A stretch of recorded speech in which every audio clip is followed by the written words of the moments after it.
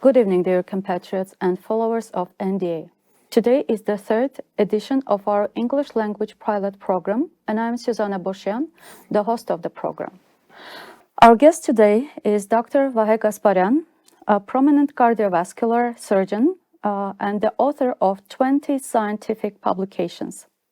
However, today we are not going to talk to Mr. Gasparyan as a surgeon, but rather in his capacity of council member of the National Democratic Alliance, which for short is known as BEVER in Armenia. Welcome to the program, Mr. Gasparyan. Thank you. Thank you for the invitation and thanks for having me. Mr. Gasparyan, lately in Armenian political discourse, there has a frequent use of terms such as decolonization, deoccupation, derussification, sovereignty, and it seems that BEVER is in the forefront of promoting these terms. Please explain what does BEVER understand by these terms and how does it see the implementation of such terms? Yeah, very good question. And unfortunately, we are not only on the forefront of this fight for the sovereignty, but in fact, unfortunately, I'm sorry to tell that, but in fact, we are the only political movement in Armenia fighting for decolonization, deoccupation of Armenia, because we are sure that Armenia is an occupied state, country, although formally considered to be the sovereign and independent country. It may seem quite surprising to tell about occupation of Armenia because, as I said, formally Armenia is considered to be the independent and sovereign country because being a member of United Nations, having the flag, anthem, hymn, and other attributes of independence, but nevertheless, we are sure that we are occupied, and we talk about not only direct occupation because we have a military base of the foreign country of the Russian Federation, but we talk about so-called hybrid occupation when even if you are considered to be the sovereign country, but all the spheres of your political, economical life are well controlled by the other country, which is occupying you. So, for better understanding, let's go back to the 1991 and to try to reevaluate the so-called collapse of the USSR, and try to better understand what's happened that time. In fact, I think that when we talk about collapse of the Soviet Union, we have to keep in mind that it was only partial collapse. And real sovereignty got only 3 states, former Soviet republics, I mean Baltic states, yes? They got real sovereignty, they managed to decolonize, deoccupy their countries, and they did lustration, and they became the member of EU and NATO. And also the countries of Eastern Europe, that were under the control of Soviet Union that time during the Cold War. Again, they decolonized and freed themselves from the Soviet control. They are now members of EU and NATO, like Poland, Hungary, Bulgaria, Czechia, Slovakia, Romania, and okay, we need to draw the parallel for better understanding the term hybrid occupation, which is used for the Armenia. For better understanding this term, let's go back and see what happened with the Eastern Europe countries during Cold War. Although formally they were considered to be independent and sovereign countries like Romania, Poland, and Yugoslavia, Czechoslovakia, Hungary, Bulgaria, Romania, but nevertheless, they were under full control of Soviet Union. In fact, they were under hybrid occupation of the Soviet Union, because I think nobody will argue if I would tell that Ceausescu-led Romania or Jaruzelski-led Poland were really independent and sovereign countries. No, they were under full control because full control of USSR, because Ceausescu and Wojciech Jaruzelski were collaborationist governments of their country. So they were puppets and henchmen of Kremlin. So their countries were under hybrid occupation, although those countries were members of United Nations. They had their flag, their anthem, and formally considered to be the independent countries. So the same story is with Armenia now. So it's hard for me to tell whether it was just a delusion of the West to think that the Yeltsin-led Russia is no more empire. It's democratic Russia, which will not continue its imperialistic policy towards the neighbor countries, and or this was omission, or this was such kind of deal between the West and Soviet Union or Russia, deal when they agreed to free only Eastern Europe countries and Baltic countries, and the West agreed to leave other republics under the control of Russia, bearing in mind promise of Yeltsin's Russia not to oppress sovereign states anymore, and not to continue imperialistic policy of Soviet Union. It's hard to tell, but we have what we have, and the fact is that except Baltic states, all other republics, post-Soviet republics, which gained their sovereignty, so-called independence in 91, they, however, left under control of Kremlin. And Moscow started to build new structures, Kremlin-centered and Kremlin-oriented structures like CIS, CSTO, Eurasian Economic Union. And this was actually, in fact, some kind of rebranding, restart of USSR. They just changed the name, so no more USSR, but still CIS, so-called CIS and CSTO, which is in fact the same kind of USSR. And all those 30 years, Armenia and other post-Soviet countries, except again Baltic states, were in this kind of hybrid occupation, having collaborationist puppet regimes.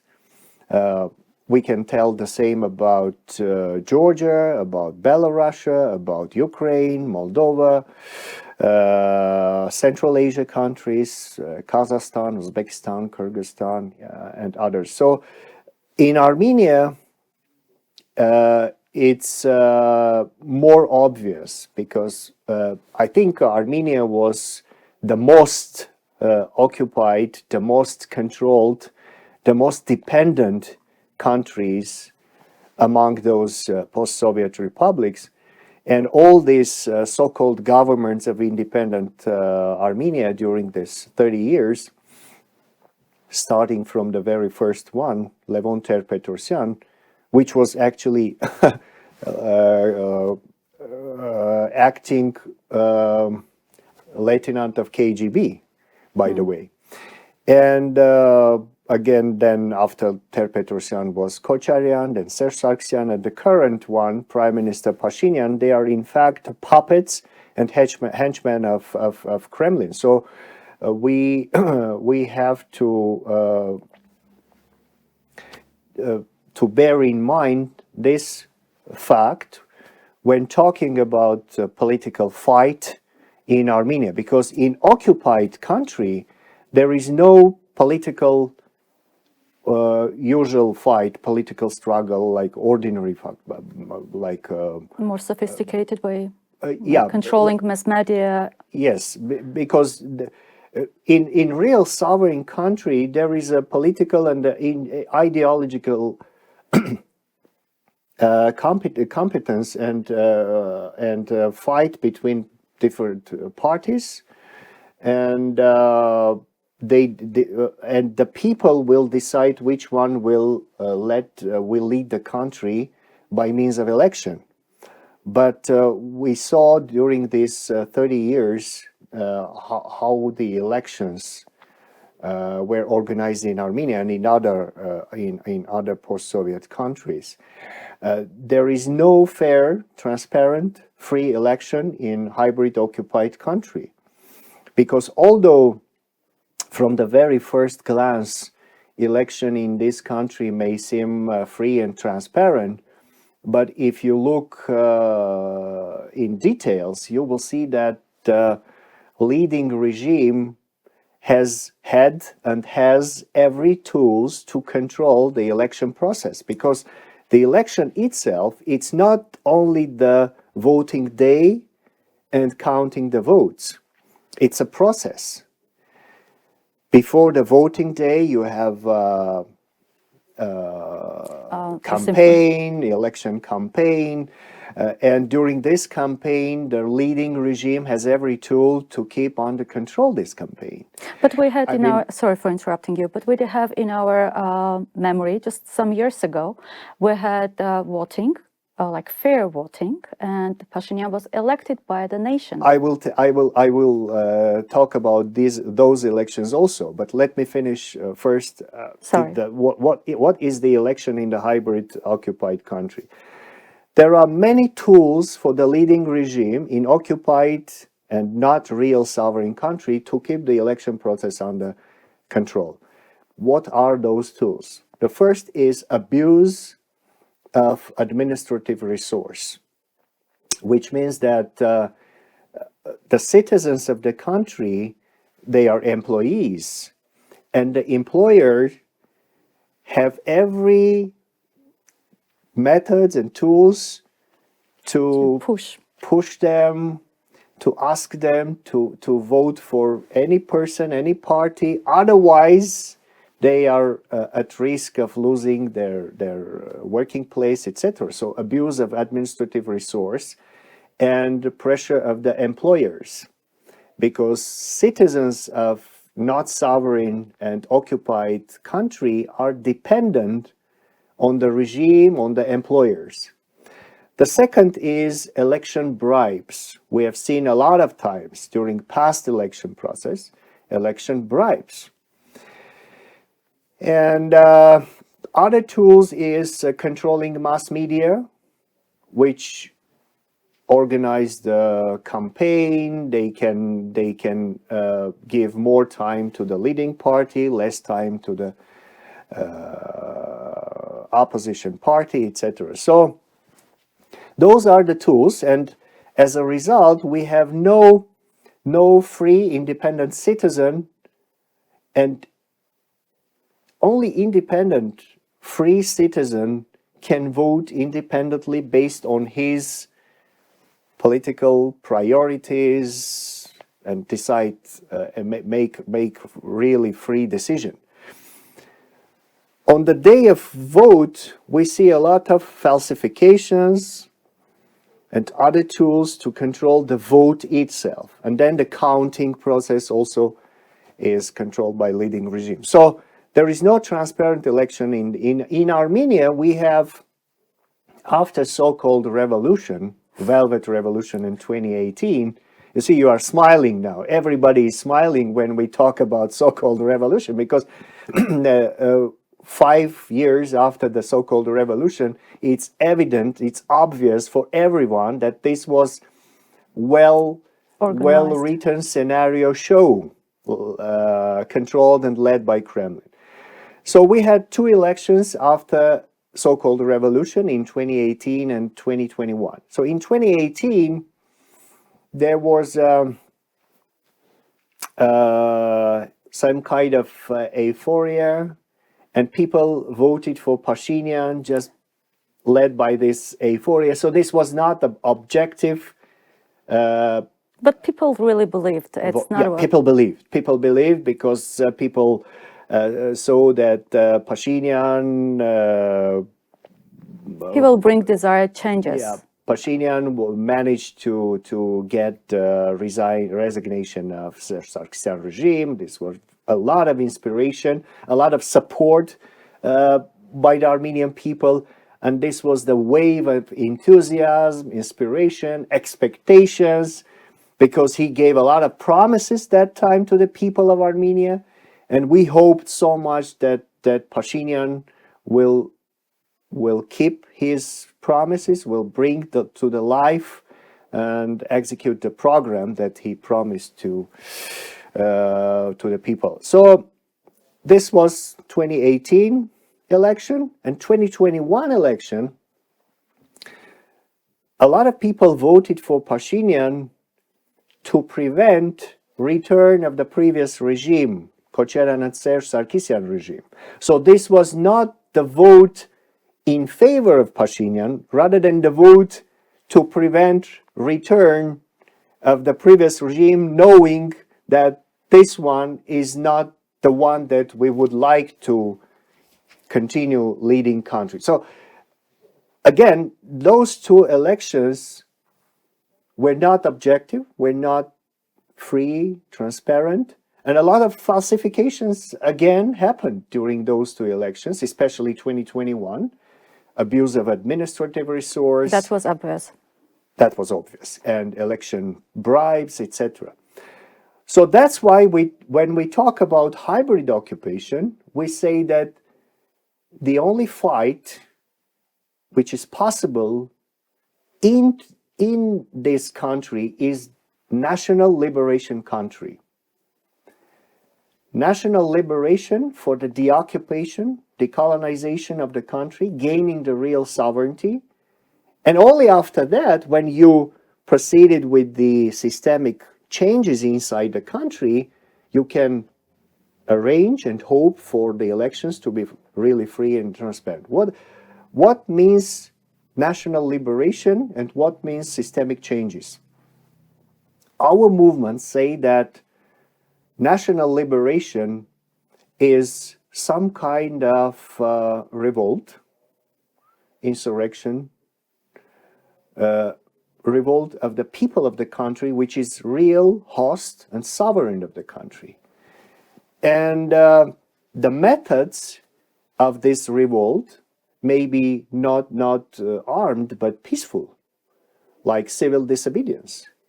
And the same method, civil disobedience method, Pashinyan used in 2018 to come to power.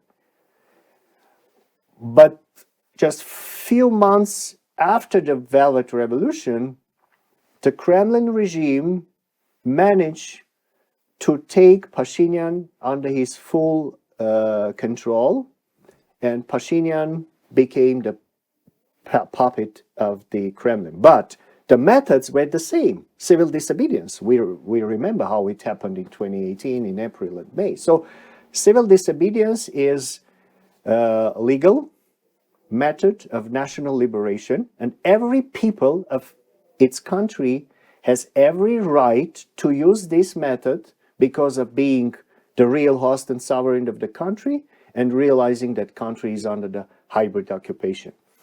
When we talk about Armenia and the United States, I would like to mention a lot of similarities between our countries. United States was born as a state, as a statehood, as a result of revolt. revolt led by George Washington in 1776. Yes, and this was the fight for the decolonization from British Empire, the fight for the real sovereignty and independence, and led by George Washington. In July 4 is the Independence Day for the United States. So, and United States has its founding fathers of the statehoods. There are 7 founding fathers: George Washington, Thomas Jefferson, Benjamin Franklin, Alexander Hamilton, John James, John Adams, and James Madison. So 7 founding fathers of the United States.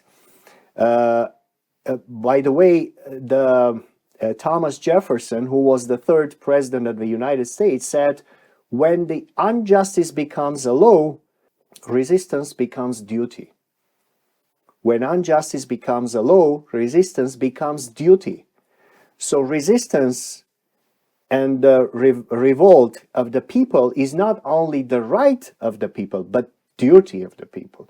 You have to resist, you have to decolonize your country if there is no any other tools left by the regime for the decolonization. So this was told by Thomas Jefferson. And we have also Armenia, Republic of Armenia also was born in 1918 as a result of revolt, Sardarabad revolt, led by Aram Manukyan, founding father. So we have our founding fathers of the First Republic of Armenia, Aram Manukyan, Garegin Najde, whose heroic fight for the independence and Sunik against Bolshevik Red Army and against Turkish army was well known that time, and it's well known now. And for every Armenian, Garegin Najde is a symbol of the resistance and fight. So Aram Manukyan, Garegin Najde, and the first Prime Minister of Republic of Armenia, Kajaznuni, Simon Vratsian, those are founding fathers of the Republic of Armenia. So there are a lot of similarities between United States and Armenia. And Armenian nation as a political nation was born as a result of revolt, Haik Nahapet revolt. So we talk about national liberation, decolonization, deoccupation by means of revolt, peaceful revolt, but still revolt. Civil disobedience is the method of the revolt. And when we talk about systemic changes, we need to keep in mind that there are a very clear program which you have to bring to life, which you have to execute if you want to make transition from oligarchic, criminal, colonial, occupational system to the real sovereign, democratic, national system. There has to be the transitional period. We think that this period will be no more than 2 years, about 1.5 and up to 2 years for Armenia. And the experience of the states which passed through this kind of transitional period, which are Germany after Nazis, Spain after Franco's regime, Argentina, others, they came through this transitional period to make a systemic change. And transitional period means that you have to do very concrete measures like transitional justice, lustration, adoption of the new constitution with well-balanced 4 branches of power. We know that we have 4 branches of power, which is Court, parliament, government, juridical system, and mass media. So you have to adopt a constitution which will assure well-balanced and mutual control of those four branches. And this is the guarantee that you will establish a real sovereign democratic system which will prevent borning of new dictator, of new authoritarian regime. So we have not to change the dictator, but change the system which is Gives birth to another dictator. Yes, which is a cause for another dictator boarding. So those are the measures: transitional justice, lustration, adoption of new constitution, adoption of new election laws during this transitional period, and only after that, when your political field is cleared up from the agents, puppets and henchmen of the foreign country, political parties which are sponsored, financed and led by the foreign country like Russia. We have a lot of parties which were financed and controlled by the FSB and Kremlin. So once you have cleared up your political field, you can arrange for the free election, transparent election, being sure that those elections will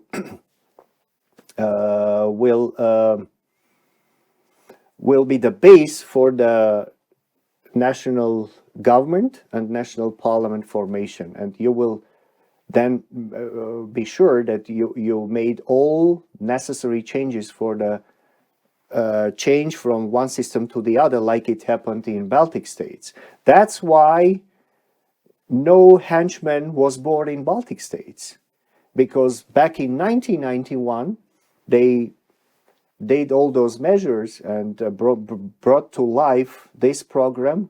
They did the lustration, desovietization, decommunization, decolonization, and prevented their countries to be dependent on Kremlin. Sorry for talking too much about this, but this is a very important, very, very important. Otherwise, we are going to stay in the vicious circle like all those 30 years.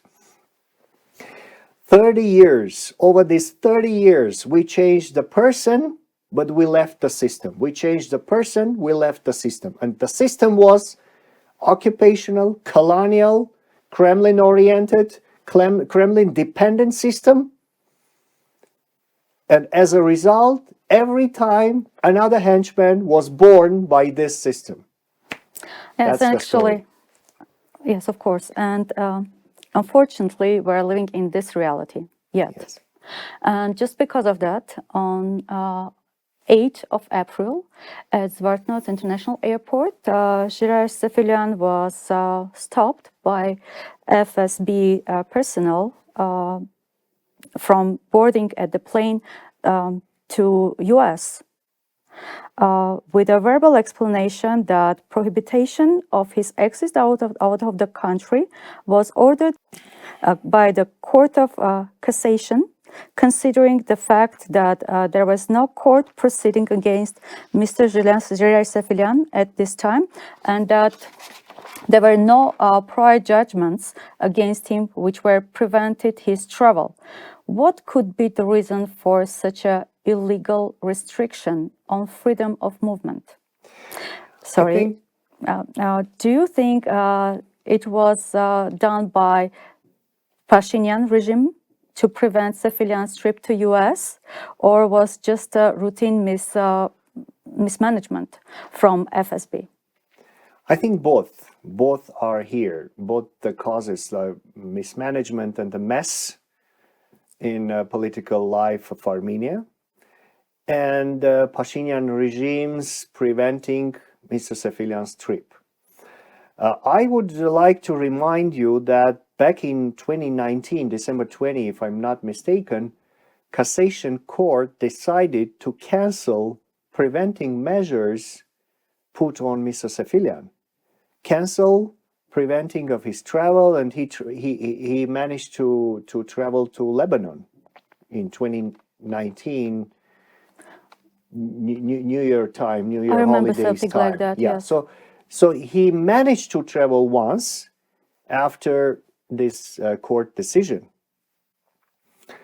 But this time, his trip was prevented in the airport with some verbal explanation, and then his lawyer, Mr.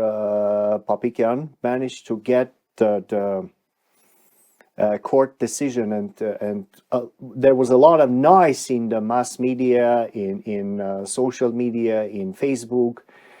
And only after this noise and showing the document, the decision of the court, they changed the decision, and Mr. Sefilian was fortunate to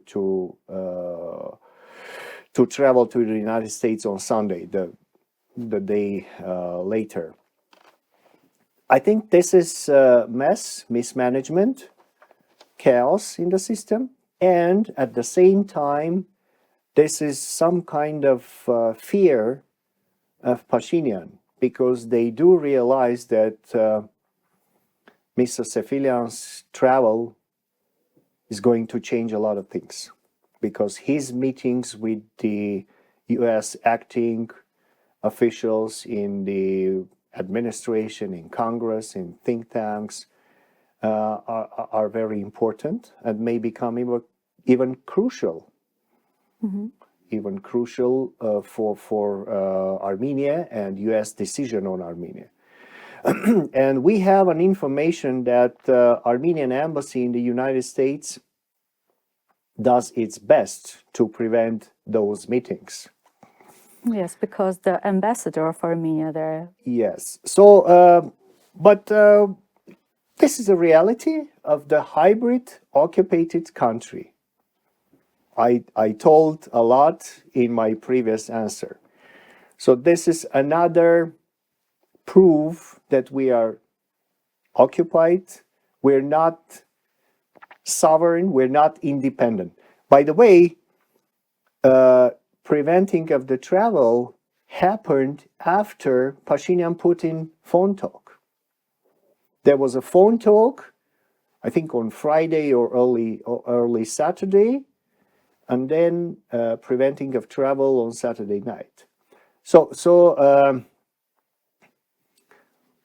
I don't know whether this is a coincidence or this was an order given from Putin, from Kremlin to Pashinyan to prevent the travel. I'm just telling the facts, that there was a phone talk, and then preventing the travel, and then showing the court decision, noise in the mass media, and finally they let him to go. So hopefully Mr. Sefilian will manage to meet with those officials, and we hope that these meetings will help us to change the perception of the Armenia by the United States. United States of America and all other Western countries have to change their perception related to Armenia, and other post-Soviet countries have to realize that although considered formally being an independent countries, we are not sovereign independent. We are under hybrid occupation like Georgia. Ivanishvili regime is the same puppet collaborationist regime like Pashinyan regime. So again, the same hybrid occupation in Georgia, the same hybrid occupation in Belarus, in other countries like Central Asian countries. So they have to change their perception, to realize that they deal with occupied countries which need the occupation. If you realize this, then you have to understand that the only possible fight in this situation is a national liberation. And the tools are civil disobedience. And the solution is transitional period. And the methods for the transitional periods is transitional justice, lustration, adoption of new constitution. So everything is very simple, very clear, and very obvious. Coming back to our reality, Mr. Gasparian, there is much talk these days about the next war, the threat of it. The enemy has accumulated troops at the line of contact with Armenia. And Aliyev is threatening with war if Pashinyan will not sign a so-called peace agreement. Do you think there is a realistic possibility of war based on these threats? And considering the fact that Russia will at least tacitly, if not obviously, collaborate with Azerbaijan, do you think the West will allow such escalation? We have the risk of new confrontation with a large-scale war aggression or not so large-scale, but still confrontation, unless Pashinyan is removed. Every day of Pashinyan being in power is a day of risk, is a day of new threat and new aggression, because Pashinyan is a puppet of Kremlin, of Baku, of Ankara regimes, and Putin, Aliyev, and Erdogan's regimes bring to life their anti-Armenian program by means of Pashinyan regime, using Pashinyan's power, Pashinyan's government. So we have seen large-scale aggression after so-called trilateral peace agreement in November 9, 2020, but still there was no peace because this trilateral document signed in Kremlin was written by Putin, by the way. And Putin is the author of this November 9 statement, which was signed by Putin, Aliyev, and Pashinyan. And United States knows, and our Western partners knows very well that this November 9 statement has nothing to do with the international law. This is a backroom deal between Moscow and Baku, written on the cocktail napkin and implied to Armenia under severe duress. I'm citing, this is a citation, I'm citing Mr. Michael Cesire, who is a senior advisor in Helsinki Committee of the Congress. He has written those words in his Twitter page. So Mr. Cesire told on behalf of United States that United States and international community, civilized world, understands very well that this agreement is not fair and just, and is not going to bring the justice in the region, because this was a backroom deal between Moscow and Baku, implied under duress to Pashinyan regime and to Armenia. And now they do their best to finish this program, so-called Lavrov program, and to execute large paragraphs of this program, which is leaving Artsakh in Azerbaijan, recognizing of those borders between Armenia and Azerbaijan, which are illegal borders, never recognized by the international community and the United Nations, borders that originated after joint Russian-Turkish aggression back in 1920, where when independent and sovereign First Republic of Armenia, recognized by Nations, League of Nations, by United States. By the way, United States of America recognized the independence of Armenia back in 1920 and established diplomatic relations on April 23, 1920. So those puppets regime, when they talked about so-called 30, 32 years of diplomatic relations, they lie. The real history of American-Armenian diplomatic relations is far more than 32 years. It's 103 years. 103 years, because was established on April 23, 1920, because our United States of America recognized the independence of Armenia in 1920 and established diplomatic relations and kept the embassy of our Armenian embassy in the United States opened until 1933, 13 years after Armenia's occupation and annexation by Soviet army. They still kept Armenian embassy open. And also, there was a captive nations law adopted in the United States back in 1959, in which the United States recognized captive nations.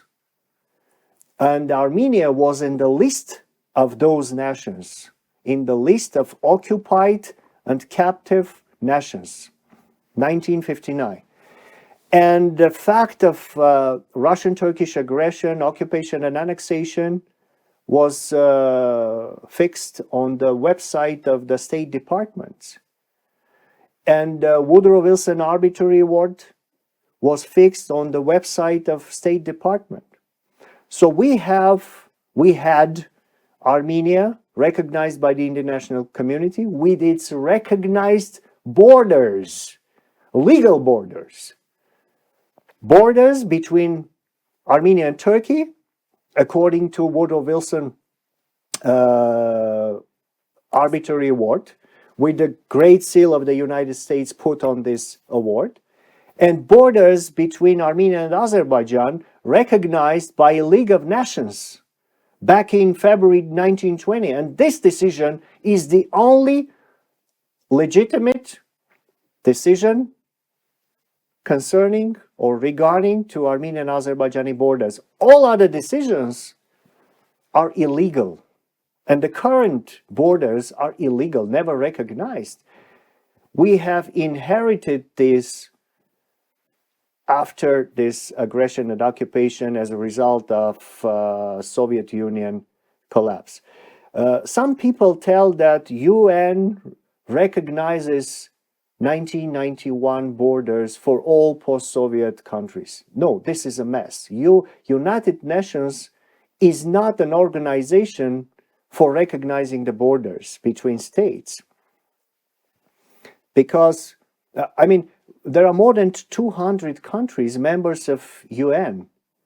And if UN would recognize their borders, there were no territorial problems between countries, whereas we see many such problems, territorial problems, like between Russia and Japan, although being members of UN. So UN never recognizes the borders. It just recognizes the sovereignty and independence of the country, which becomes a member of UN. Regarding the so-called Almaty statement, Pashinyan likes to cite this statement, say that, you see, we signed a statement in Almaty, the statement according to which the CIS was founded, CIS. It's told in the statement, Almaty statement, that the countries, members of CIS, agreed to recognize territorial integrity of each other and existing borders. So we... Without referring which borders? Which borders. So Armenia do respect the territorial integrity of Azerbaijan. We have no problem with the territorial integrity of Azerbaijan, but territorial integrity of Azerbaijan, according to the international law, has nothing to do with Artsakh and with Nakhichevan. According to the League of Nations decision, according to this decision, Artsakh, mountainous and lower part of Artsakh and Kartmank and Nakhichevan were recognized as an integral part of the Republic of Armenia. And recognizing existing borders, there were no existing state borders between Armenia and Azerbaijan in 1991, legal borders. Those borders are in internal, administrative, post-Soviet, illegal borders. That's the story and that's the truth. So if you want to bring the peace and justice in the region, you have to respect international law, you have to respect the legitimate decisions and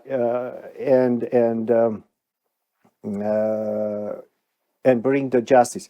Regarding the 1991 legitimate borders, for example, for Ukraine, that's the other story. Yes, Ukraine's 91 borders are legitimate and internationally recognized borders because Ukraine and Russia signed agreement back in 1994, Budapest Declaration, Budapest Memorandum, and US and Great Britain were the guarantees of this memorandum. So Ukraine's border of 91 are legal, but Armenia's border are illegal. So when you talk about 1991 borders, you have to differentiate which country. You can't adopt this and spread this decision for all countries. That's the very important detail. Otherwise, there will be no peace, no justice in South Caucasus.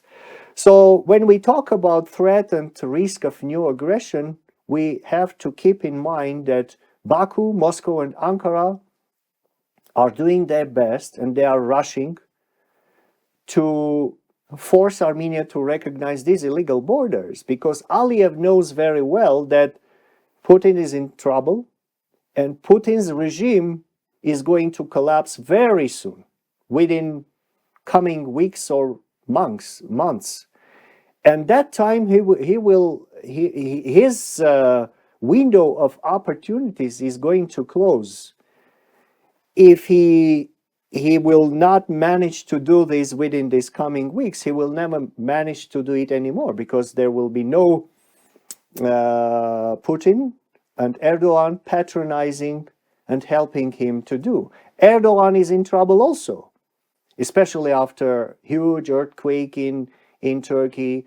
There are a lot of economic problem inside Turkey. Turkish economy is a very, very vulnerable. We see the Turkish lira is going down and down, and Erdogan is going to face elections on May 14. Benjamin Netanyahu's regime in Israel is again another sponsor of 2020 war, 44 days war, is in trouble.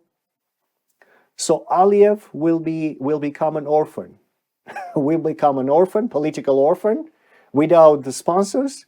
So that's why he's rushing, and he's doing everything to force Armenia to sign so-called peace agreement, recognizing these illegal borders. We have seen large-scale aggression back in September 2022, and this aggression was stopped due to the phone call of Mr. Blinken,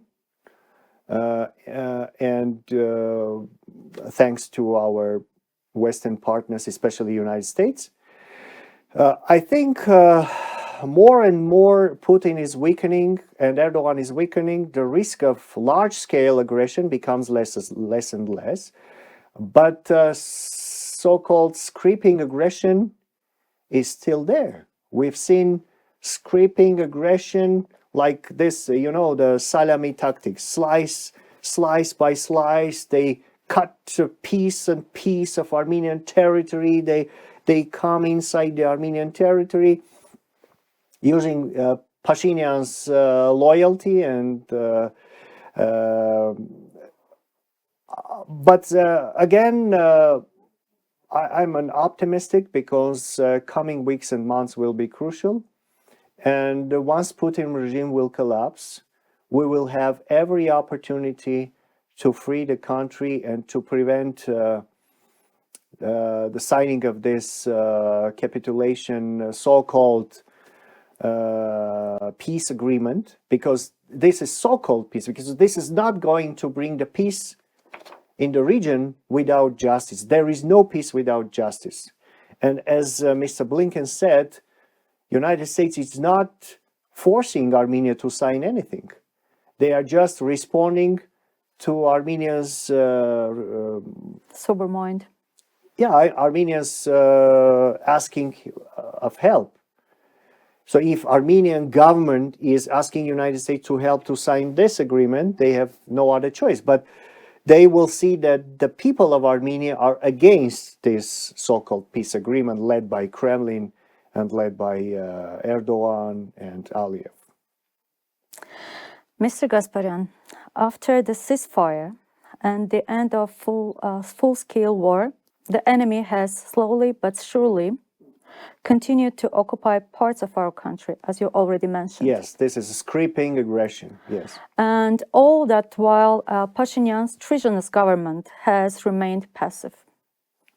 The last such incident has occurred around Tagh village in Syunik region. How would you explain that Azerbaijan has accomplished this without any interference of so-called Russian peacekeepers? And how would you explain that Azerbaijan has accomplished this without any interference of the so-called Russian peacekeepers and the watchful eyes of European observers? Well, the process we see in Tagh village, is the process of so-called delimitation of Armenian-Azerbaijani borders according to the illegal Soviet maps given by Mr. Putin to Pashinyan and Aliyev. And those maps are the maps of 1991. This is the legitimation process of illegitimate borders, the one that I told about previously. Pashinyan is very keen to finish this process because he came to power for that purpose, and his mission is this. And he has some kind, I think he has some kind of verbal agreements. The first meeting with Aliyev was back in 2018 in Dushanbe, and they've talked a lot about this in Dushanbe's elevator. Well-known story, elevator story. So there were 4 people in the elevator: Aliyev, Pashinyan, and bodyguard of Aliyev and bodyguard of Pashinyan.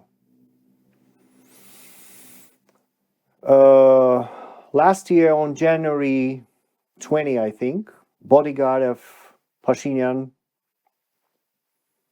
was found dead as a result of heart attack. I think mysterious death. 5 days later, bodyguard of Mr. Aliyev was found dead. Again, heart problem or something. So 4 people with 2 bodyguards, witnesses of the elevator talk, were found dead. So there are only 2 persons now, Aliyev and Pashinyan, knowing what were they been discussing about this conversation and discussion, and I'm sure the third one is Mr. Putin. So a part of the November 9 statement, there are some kind of verbal agreements and decisions, which we call Lavrov Plan. And the purpose of the Lavrov Plan is forget about Artsakh, leave Artsakh in Azerbaijan, recognize Artsakh as an integral part of Azerbaijan, integrate Artsakh with Azerbaijan, force Artsakh people to change their passports from Armenian to Azerbaijani to get the gas, electricity, food, medicines from Azerbaijan. That's what they're doing now. Travel through the Azerbaijan territory, forget about so-called Lachin, but in fact Berdzor corridor with Armenia, etc.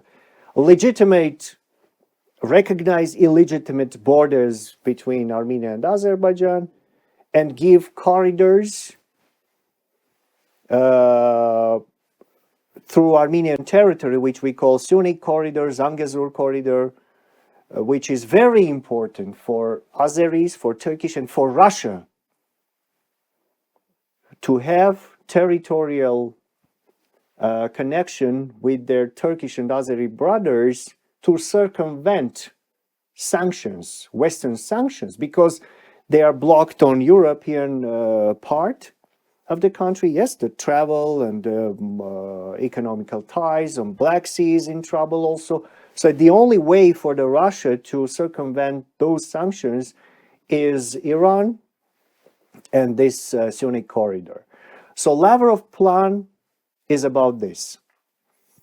And what we've seen in Ter village currently is the story of legitimation and delimitation of the illegitimate Soviet borders.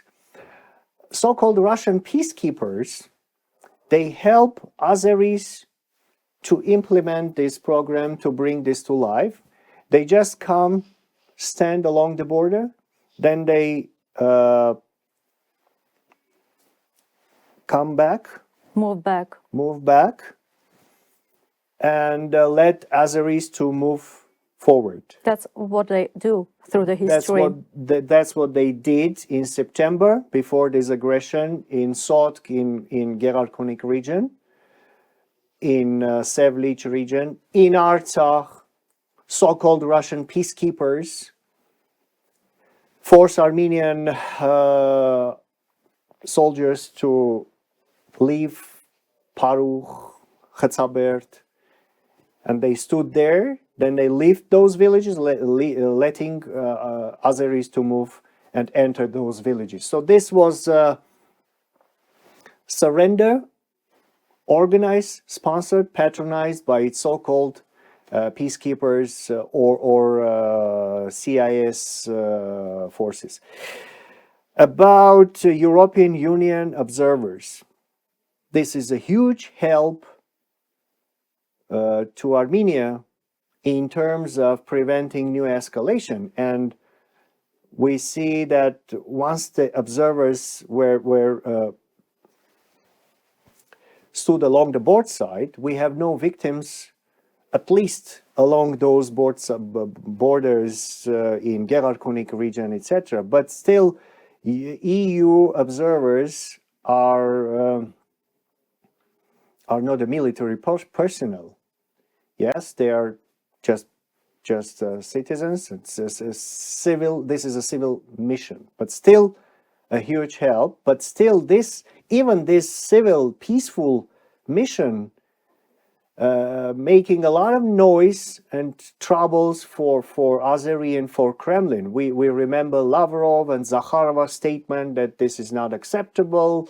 This is not going to help Armenian Azerbaijani reconciliation, etc., etc. So we hope that once the national government will be formed as a result of the occupation of Armenia, Armenia will apply not only for civil mission, but for international peacekeepers having a UN mandate in Artsakh, in Armenia, first to prevent any further escalation, large scale or not, and second, to start peaceful civil process of Armenian, Azerbaijani escalation or problem settlement. And the way is to apply to the International Criminal Court to say, let's them decide which borders between Armenia and Azerbaijan are legal, because there are two ways of deciding the borders. Yes, the first way is two countries negotiate with each other and to come to an agreement. But between Armenia and Between Azerbaijan, Armenia and Azerbaijan, this is impossible. So we have to go the second way, apply to the International Court of Justice, show the documents that Armenia has, League of Nations decision, and say, you will decide which borders is legitimate. Azerbaijan will show their documents. They will show Soviet maps, they will show their First Republic documents. By the way, Azerbaijan declared, when they declared an independence, they declared Azerbaijan being successor of First Azerbaijan Republic of 1918. So they refused Soviet heritage. And there was no Artsakh, there was no Nakhichevan in First Republic of Azerbaijan. And First Republic of Armenia was the only country in South Caucasus recognized by international community with the recognized borders. So that's the only way. So if we want the real long-term, stable, peaceful, and just solution of the problem, we have to bring the international peacekeepers having UN mandate, and we have to apply to the International Court of Justice. Pashinyan will do neither one, neither two. So that's why we say that the only way of Artsakh problem and Armenian-Azerbaijan problem solution, long-term, stable solution, just solution, fair solution, is changing the Pashinyan regime. and hopefully our nation will become strong and brave to stand against this regime. Our people is strong and brave, but the problem is that our people tried to fight many times during those 30 years. We remember insurrection and revolt in 1996, after presidential elections, when Ter-Petrosyan used every falsification to re-elect in 1996, and this was oppressed using army, militaries that time. We remember a revolt in 28, March 5th, March 1st. We had 10 victims, again with the brutal force, military and the police. We have revolt on 2013, Rafi Hovhannisyan revolt. We have revolt. We had the revolt in 2016, Sasna Tsrer revolt, and then Khorenazi meetings, oppressed again with brutal force in Saritagh. So Armenian people remember all this, and they know very well that this brutal force used by Armenian police and militaries became possible because of Kremlin regime patronizing its henchmen here in Armenia. So they are in some kind of protective, yes, not fear, but protective, because they know that the Kremlin regime is still controlling the political life inside Armenia. But once Putin's regime is collapsed, I can assure you the situation will change radically, and you will see thousands, tens of thousands of Armenian people in the street. You will see civil disobedience. You will see peaceful revolt, decolonization, deoccupation, national liberation of Armenia,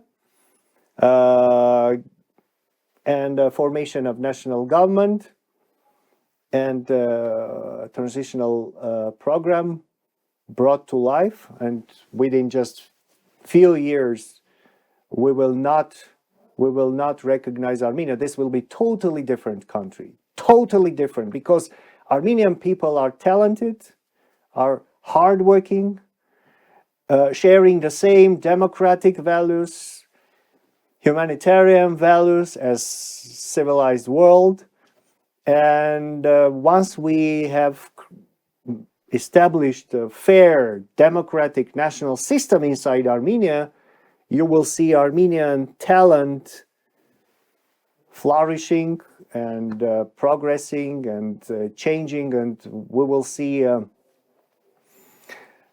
huge economical progress, economical, scientific, educational, healthcare system, and of course security and military, a foreign policy vector changing towards the West. We will apply and gain the status of major non-NATO ally of the United States.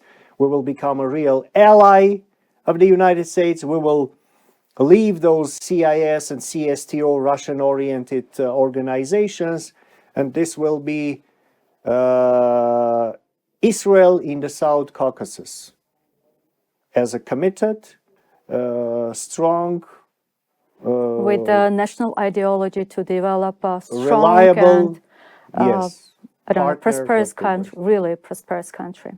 prosperous, reliable, stable, democratic country, which is a real partner for the civilized world. And if you remember, Speaker of the Congress, Nancy Pelosi, during her visit to Armenia just in September 2022, she said that Armenia is a very important country for the West, for the US, and she put Armenia on the same plane level with Ukraine and with Taiwan. So she drew the border of the democracy between the West and authoritarian regimes, starting from Baltic states, Ukraine, and down to the south with Georgia, Armenia, and then to Taiwan. So Armenia is a very important country.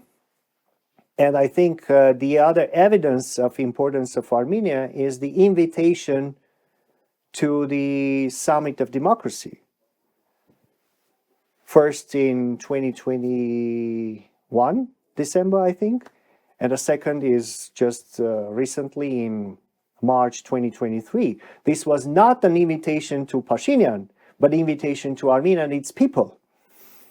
And Pashinyan, this stupid